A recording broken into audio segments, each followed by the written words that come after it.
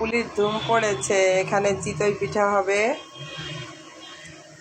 গুড়টাকে একটু জাল করে নিচ্ছি। এদিকে এই যে পাটিসাপটা পিঠা। কে বলেছে পাহাড়িয়া মেয়েরা কিছু করতে পারে না? এই যে কত সুন্দর করে পাটিসাপটা পিঠা বানাচ্ছে।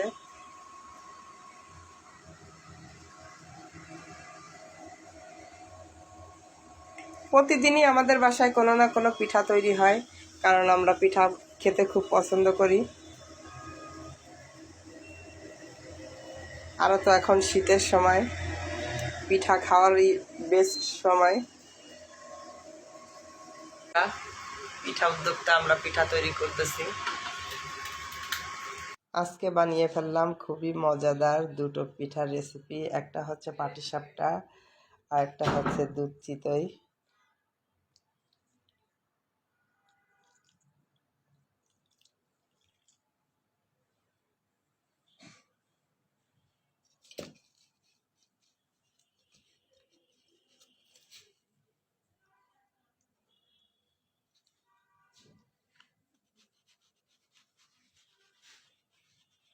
তো আমার পিঠার রেসিপি দুইটা কেমন হলো কমেন্ট করে জানাবেন।